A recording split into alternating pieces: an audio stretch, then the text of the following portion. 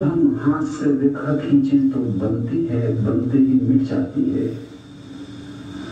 पत्थर पर रेखा खींचे तो बनी रह जाती है। आकाश में रेखा खींचे तो खिंचती ही नहीं।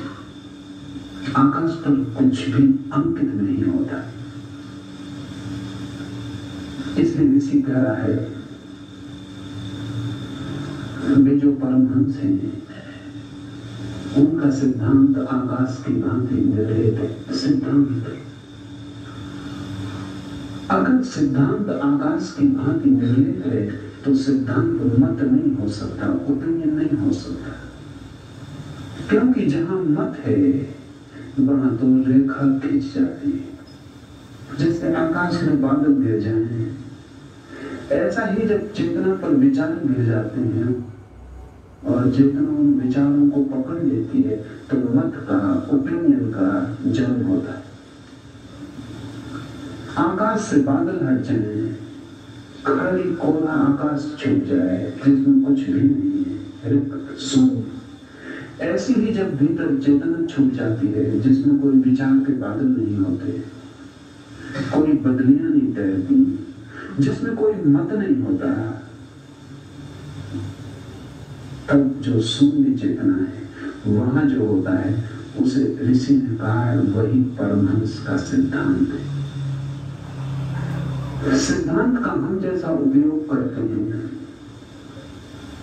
वैसा उपयोग ये नहीं है। सिद्धांत से हमारा अर्थ होता है फिलोसफी, मत, विचार। एक आदमी कहता है मेरा सिद्धांत जैन है, एक आदमी कहता है मेरा सिद्धांत बौद्ध है, एक आदमी कहता है मेरा सिद्धांत हिंदू है। लेकिन सिद्धांत हिंदू, बौद्ध और जैन नहीं हो सकता। तब तो आकाश बढ़ गया, तब तो आकाश लिप्त हो गया, तब तो आकाश के विशेषण हो गए। सिद्धांत का तो अर्थ ये होता है कि अंत में जो सिद्ध होता है, अंततः जो सिद्ध होता है, जीवन जब अपने परम शिखर पर पहुंचता है वहां जाके जो सिद्ध होता है, वहां जिसका दर्शन होता है, उस सिद्धांत को आकाश की तरह निर्लिप्त। इसलिए ऋषि किसी धर्म का नहीं होता है। सभी धर्म ऋषियों से पैदा होते हैं, लेकिन ऋषि किसी धर्म का नहीं होता। न तो जीसस ईसाई है और न मोहम्मद मुसलमान है, और न कृष्ण हिंदू है और न महावीर जैन है।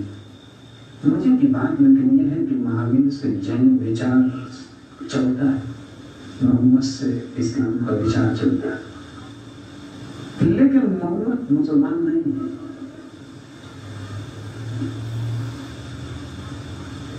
वो भी नहीं सकते। फिर ये दुर्घटना क्यों घटती है कि ऋषि तो निर्लिप्त होता है आकाश की तरह, आग्रह शून्य होता है, विचार और मतांधता उसमें नहीं होती, सिर्फ दर्शन होता है उसके पास, उसे दिखाई पड़ता है जो है।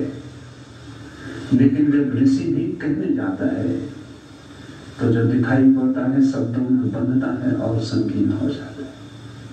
और जब हम सुनते हैं जिन्हें कुछ भी पता नहीं है सत्य का, तो जो हम समझ